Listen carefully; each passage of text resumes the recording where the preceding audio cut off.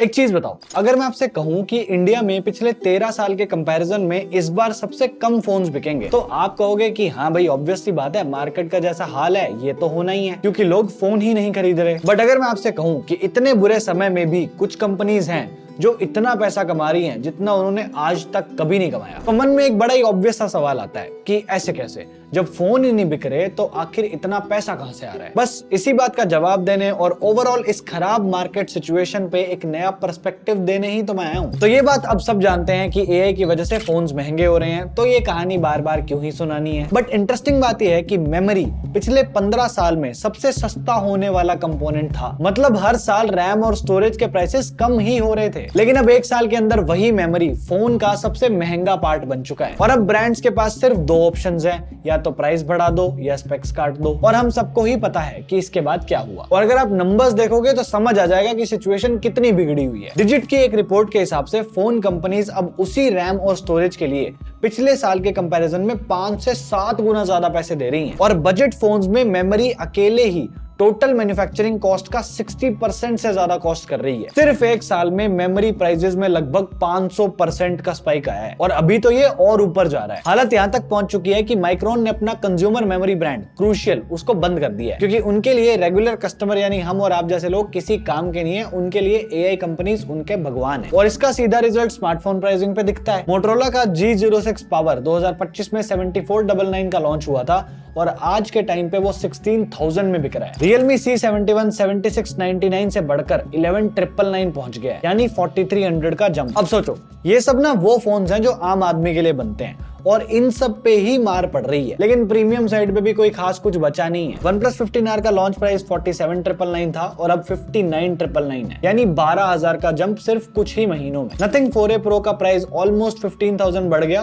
40,000 से सीधा 55,000। एप्पल इकलौता है जिसने अभी तक आईफोन्स को छोड़ के बाकी सारे ही प्रोडक्ट्स के प्राइसेस बढ़ा दिए, लेकिन इन्होंने आईफोन के डीलर मार्जिन को टाइट कर दिया है। तो मतलब कि ऑफलाइन स्टोर पे अब वो डिस्काउंट्स नहीं मिलेंगे जो पहले मिलते थे। तो समझने वाली बात यह है कि जो वैल्यू फॉर मनी का गेम कुछ ब्रांड्स बहुत अच्छे से खेलते थे वो अब रहा ही नहीं, क्योंकि उन बेचारों के पास देने के लिए कुछ बचा ही नहीं है। और अब सवाल ये है कि जब देने के लिए कुछ बचा नहीं है तो आखिर आगे क्या होगा। और इसका जवाब बड़ा ही सिंपल है, जो भी लोग उस सेगमेंट के कस्टमर्स होते हैं वो मार्केट से गायब हो जाते हैं। और यहाँ पे ना आप एक बार टाइमिंग देखो, 2025 में $100 से सस्ते फोन्स का सेगमेंट 18% से ग्रो कर रहा था, क्योंकि ब्रांड्स खुद कॉस्ट को एब्जॉर्ब कर रहे थे ताकि प्राइसेस ज्यादा ना बढ़े। और उसी सेगमेंट के शिपमेंट्स 2026 के पहले क्वार्टर में 59% गिर गए और मार्केट शेयर एक साल के अंदर अंदर 18% से 8% पे आ गया है। काउंटर पॉइंट के हिसाब से 15,000 से नीचे वाला पूरा सेगमेंट जो इंडिया के टोटल वॉल्यूम का लगभग 1/3 है, वो अब 45% गिर चुका है। और इंपॉर्टेंट बात यह है कि ऐसा नहीं है कि लोगों ने फोन खरीदना बंद कर दिया है, प्रॉब्लम यह है कि ब्रांड्स ने बनाना ही बंद कर दिया है। क्योंकि जब लो एंड फोन्स की कॉस्ट भी 20-30% बढ़ जाएगी तो फिर मैथ काम ही नहीं करती, यानी फोर्स प्रीमियमाइजेशन हो रहा है। यानी लोग अपनी मर्जी से अपग्रेड नहीं कर रहे, वो अपग्रेड कर रहे हैं क्योंकि उनके पास सस्ता ऑप्शन ही नहीं है। लेकिन अब एक छोटी सी बात जो पूरी पिक्चर चेंज कर देती है, ये सारे नंबर्स जो हमने अभी देखे ये शिपमेंट्स है। और शिपमेंट का मतलब होता है कि कंपनी ने फोन बनाया और अपने डिस्ट्रीब्यूटर्स और दुकानदारों तक पहुंचा दिया, बस। इसमें वो काउंट ही नहीं होता कि कस्टमर ने फोन खरीदा है या नहीं। और नॉर्मली इससे फर्क नहीं पड़ता, क्योंकि जितना माल दुकान पे आता है उतना ऑलमोस्ट बिक ही जाता है। हुआ ये कि ब्रांड्स जिनको पहले से अंदाजा था कि मेमोरी और महंगी होने वाली है, उन्होंने जल्दी जल्दी अपना सारा स्टॉक बनाकर दुकानों तक भेज दिया। बेसिकली जितना कूड़ा बचा था वो सारा उठा के दुकानदारों पे पास कर दिया और अपने पास कुछ नहीं रखा। इसलिए शिपमेंट्स के नंबर तो ऊपर चले गए, लेकिन कस्टमर्स की साइड से डिमांड उतनी थी ही नहीं। और उसका रिजल्ट ये हुआ कि वो फोन दुकान तक पहुंच तो गए, लेकिन दुकान से वो कभी बाहर नहीं निकल पाए। नॉर्मली एक दुकानदार के पास 21 से 30 दिन का स्टॉक होता है, बट अभी उसके पास 40 दिन का पड़ा है। और टेकआर्क के हिसाब से जितने फोन्स बिके हैं वो 20 से 25% तक कम है, और जितना माल भेजा गया था उसमें से 15 से 20% तो अभी तक बिका ही नहीं है। तो जो हमने ये 59% और 74% का ड्रॉप देखा वो तब के नंबर्स हैं जब कंपनीज इंटेंशनली धक्के से मार्केट के अंदर अपना माल भेज रही थी। बेसिक मतलब ये है कि वो जो नंबर्स हैं वो पहले से ही बेटर दिखाए गए हैं। असल में लोगों ने उससे भी कम फोन्स खरीदे हैं, और क्योंकि दुकान पे माल आ गया और वो निकला नहीं, तो इसका नुकसान किसको होगा? दुकानदार को होगा। और किसको होगा? यानी दुकानदार का पैसा ऐसे स्टॉक में फंस जाता है, फिर वो कंपनी को नया ऑर्डर देता ही नहीं, और नया ऑर्डर नहीं मिलेगा तो कंपनी का अगला क्वार्टर खराब हो जाएगा। और इस साइकिल में सबसे पहले वो ब्रांड्स गिरते हैं जो पहले से ही कमजोर चल रहे थे। जैसे एक ब्रांड जो कुछ टाइम पहले तक इंडिया का सबसे फेवरेट हुआ करता था, अब उसकी इंडिया से निकलने की बातें चल रही हैं। इसके बारे में बात करने से पहले मेरी एक रिक्वेस्ट है, आप में से 65% लोग जो इन वीडियोस को देखते हैं उन्होंने सब्सक्राइब नहीं कर रखा, तो एक बार प्लीज चेक कर लो, अगर नहीं किया हुआ तो कर दो। हाँ, तो हम वन प्लस के इंडिया एग्जिट की बात कर रहे थे। तो ये जो एग्जिट का प्लान और ये सब चल रहा है ना, ये एकदम से नहीं हुआ, इसके सिग्नल्स काफी पहले से आ रहे थे। जैसे पहले तो वन प्लस ने अमेरिका और यूरोप में ऑपरेशंस को बंद कर दिया, फिर इनके इंडिया सीईओ रॉबिन ल्यू को वापस चाइना बुला लिया, और फिर आप आईडीसी 2025 की रिपोर्ट देखोगे तो पूरा साल वन प्लस इंडिया का वर्स्ट परफॉर्मिंग ब्रांड्स में से एक था। इनकी सेल्स 38.8% गिर गई, और 2026 के पहले क्वार्टर में टॉप 10 ब्रांड्स में से सबसे बड़ी गिरावट वन प्लस की ही थी, और यहाँ इनका मार्केट शेयर 2.4% से 1.7% पे आ गया। और जुलाई 2026 में ब्लूमबर्ग ने भी रिपोर्ट किया था कि वन प्लस 2027 तक इंडिया और बाकी ग्लोबल मार्केट से निकल जाएगा और सिर्फ चाइना तक सीमित रहेगा। और इसकी वजह बताई गई थी पेरेंट कंपनी ओप्पो की फाइनेंशियल प्रॉब्लम्स, बढ़ती हुई कंपोनेंट कॉस्ट और लीगल डिस्प्यूट्स। बट इसी रिस्ट्रक्चरिंग में रियलमी बिल्कुल उल्टा कर रहा है। रियलमी चाइना से निकल रहा है और नॉर्दर्न यूरोप पे फोकस कर रहा है, और सॉफ्टवेयर साइड पे भी ऑक्सीजन ओएस और रियलमी यूआई को हटा के ओप्पो कलर ओएस ही डालने वाला है। मतलब जो अलग अलग ब्रांड आइडेंटिटी थी वो धीरे धीरे एक दूसरे के साथ मिल रही है। तो अब सवाल ये है कि जो ब्रांड्स रुके हैं वो आखिर क्या करेंगे। कस्टमर वही है, उनकी जरूरत भी वही है, बट इनका बजट नहीं बढ़ रहा, और नया फोन बनाने की कॉस्ट भी डबल हो चुकी है।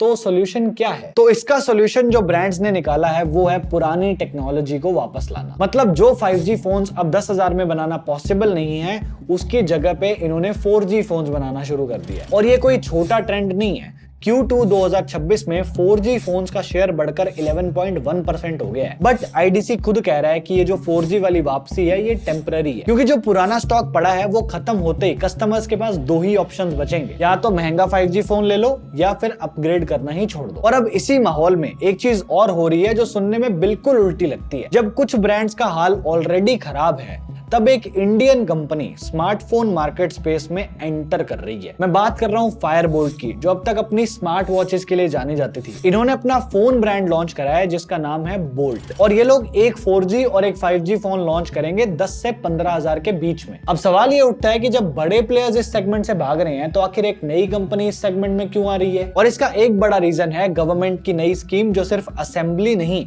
इंडिया को अपने ब्रांड्स और अपनी टेक्नोलॉजी खड़ा करने के लिए पुश कर रही है। तो बोल्ट का आना एक तरह से इस पॉलिसी का रिजल्ट है, लेकिन ऑनेस्टली जिस तरह का ट्रैक रिकॉर्ड इस कंपनी का रहा है, मैं सही बताऊं तो भरोसा करने लायक है नहीं ज्यादा ही। तो अभी ये देखना बाकी है कि ये मेड इन इंडिया एक्चुअल में होगा या फिर वही सेम चीज होगी जो ये अपनी स्मार्ट वॉचेस के साथ करते थे। विश्वास मेरे को इसलिए नहीं हो रहा क्योंकि जो मेमोरी क्राइसिस है वो बाकी ब्रांड्स को जितना मार रही है, वो फायरबोल्ट को भी तो उतना ही मारेगी। गवर्नमेंट स्कीम से आप फैक्ट्री बना लोगे, लेकिन ये जो मेमोरी का प्राइस बढ़ चुका है, इसे कम थोड़ी करवा सकते हो। अब तक की स्टोरी बड़ी सिंपल है, फोन्स की वॉल्यूम गिर रही है, यस, लेकिन फोन्स की वैल्यू बढ़ रही है। यानी फोन कम बिक रहे हैं, लेकिन जो बिक रहे हैं उन पे पैसा ज्यादा बन रहा है। यानी जिस कंपनी के फोन ठीक ठाक भी बिक रहे हैं, उनके लिए ये साल उतना बुरा नहीं है। और वो कंपनी जो बहुत अच्छा कर रही हैं, उसकी एक लिस्ट है, और इस लिस्ट में सबसे पहला नाम सैमसंग का है। Q2 2026 में जब पूरा मार्केट 11% गिरा, तब सैमसंग की शिपमेंट 0.4% से बढ़ी थी, और इनका मार्केट शेयर 14.5% से 16.4% हो गया। मतलब वो एकमात्र बड़ा ब्रांड जो ग्रो किया है। वैसे तो वीवो ने टॉप पोजीशन ली है और ओप्पो ने थर्ड ली है,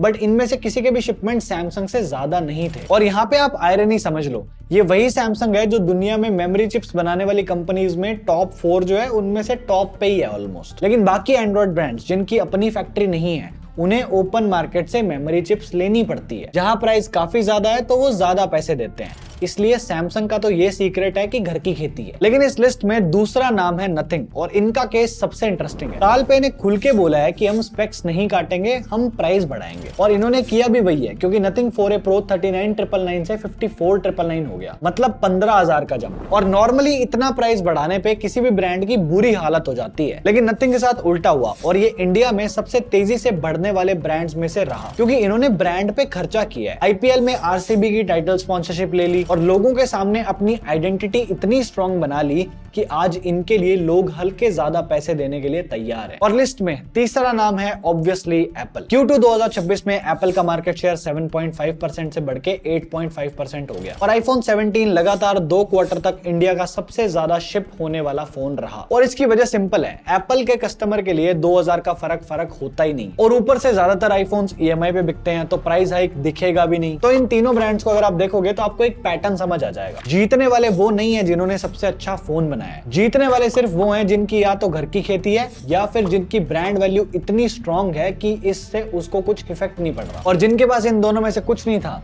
वो सिर्फ प्राइस बढ़ा के ये उम्मीद कर रहे हैं कि शायद से कस्टमर इस प्राइस हाइक को नोटिस नहीं करेगा। और अब सबसे जरूरी सवाल, इस सब पे एक नॉर्मल कस्टमर आखिर क्या करे? तो सबसे पहली चीज मैं आपसे कहूंगा कि इस साल आपका पुराना फोन आपका सबसे बड़ा एसेट है। नॉर्मली 2 साल पुराना फोन हर महीने अपनी वैल्यू लूज करता है, बट इस साल उल्टा हो रहा है। इंडिया का यूज्ड और रिफर्बिश्ड फोन मार्केट इस साल 12 से 20% बढ़ना एक्सपेक्टेड है और रिपोर्ट्स के हिसाब से लगभग 7% लोग जो फेस्टिव सीजन में नया फोन लेने वाले थे वो अब सेकंड हैंड फोन की तरफ जा रहे हैं। और दूसरा रास्ता है ईएमआई। आज इंडिया में 50% से ज्यादा फोन्स ईएमआई पे ही बिकते हैं और जब से प्राइस बढ़े हैं ईएमआई पे खरीदने वाले 15 से 25% और बढ़ गए हैं, यानी ईएमआई पे और फोन्स बिकेंगे। तीसरी बात जो मैं आपको बोलूंगा कि सेल का ज्यादा वेट मत करो। हमारी पूरी बाइंग हैबिट यही थी कि फ्लिपकार्ट अमेज़न पे सेल आएगी तब ले लेंगे, बट ये पुरानी आदत इस साल नुकसान कर सकती है क्योंकि ब्रांड्स के पास डिस्काउंट देने की गुंजाइश ही नहीं बची। Q1 में ऑनलाइन शिपमेंट्स 14% गिरी और ऑनलाइन का शेयर 42% से 38% आ गया और Q2 में ऑनलाइन शिपमेंट 19.8% से और गिर गई। अब एक आखिरी बात,